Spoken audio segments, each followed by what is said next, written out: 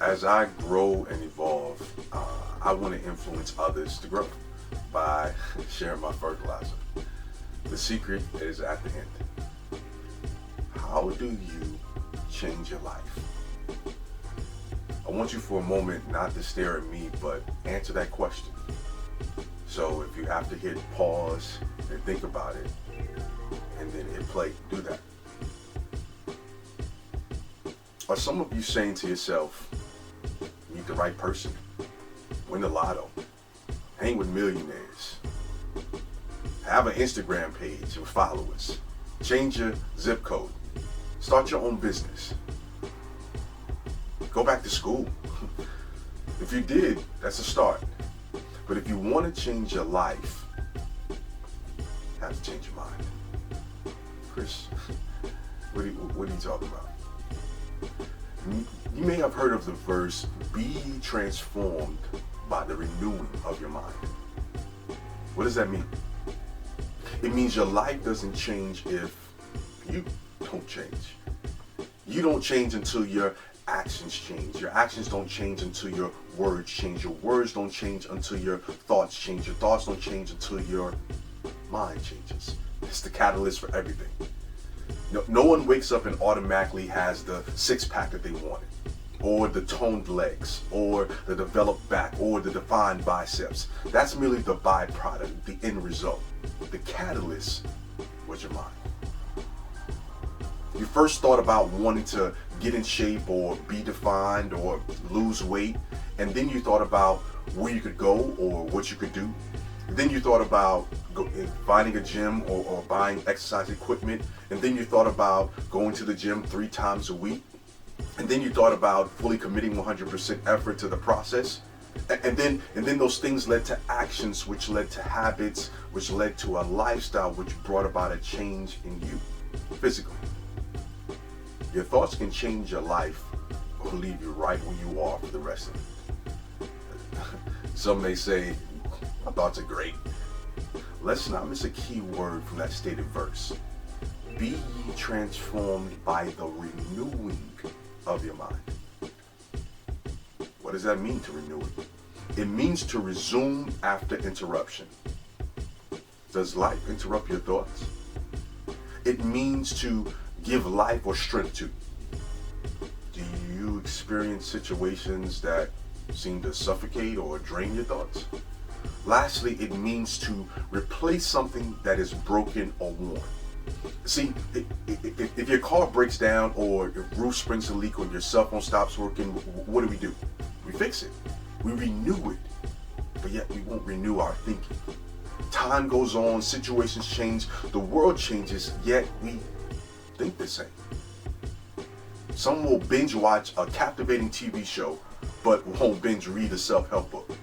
You'll download and stream funny videos, but you won't upload a video that shares principles that challenge the way you think. I'm not exempt. Change your mind and you change your life. You can change your clothes, you can change your zip code, you can change your employment, you can change your vehicle, you can change your partners, but the same experiences will follow you until you change. See, we spend so much time and resources on the shell, but not the contents. How we think will be exposed in how we live. Let me repeat that. How we think will be exposed in how we live. Your personality is a window to your mind. Your personality is a shadow or a reflection of your mind, so to speak. As a man thinketh in his heart, so is he. The way you think becomes the way you are, the way you live. You live based on what's in your heart, and what's in your heart is based on what? How you think. You are in your heart how you think. If your heart is broken or chaotic or disorganized, so will your life. As everything in your life is steered by your mind. Change your mind and you change your life. What you think about is what you focus on, and what you breathe life into. What you breathe life into takes root and grows.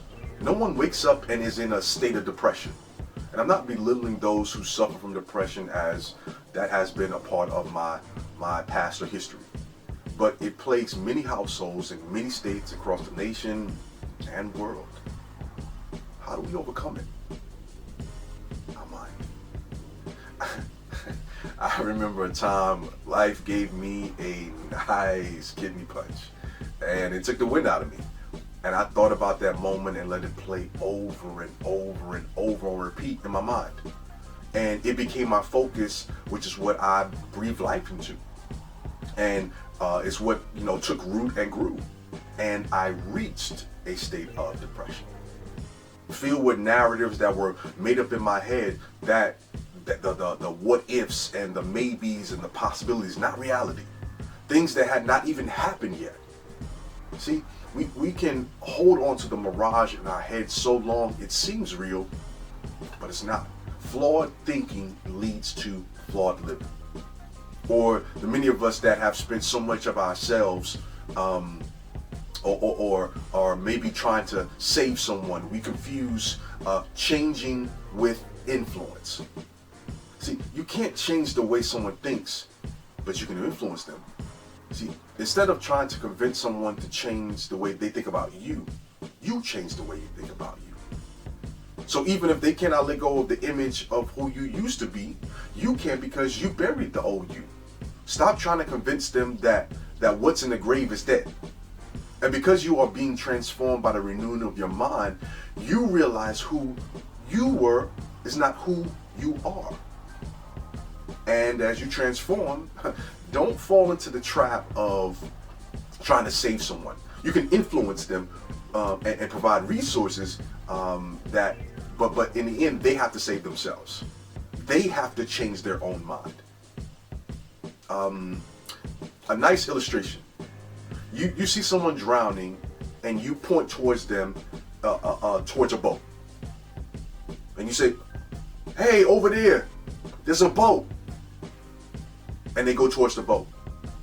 Did you save them? No. You provided a resource to prevent them from drowning. They can get to the boat and climb aboard, and that boat can sit there in the middle of the water and they still die. They have to decide to pick up the oars and actually row. Change your mind and you change your life. Or allow your thoughts to hold you hostage and you remain a prisoner. If you watched this far, now you know the secret. If you missed it, the secret is change your mind and you change your life. Knowledge has been shared. Some say knowledge is power. I disagree. The application of knowledge is power. And what's more powerful is a changed mind. You are seeing this because you are somehow connected, or we are connected, or someone thought enough of you to share it. But I don't know everyone. But who do you know in your circle of influence that needs to hear this? Or you would like to hear this? Will you take it and offer them fertilizer because you care about their growth? Or will you take it and stick it in your pocket and act as if you never saw it? Choice is yours. Infinite love. God bless.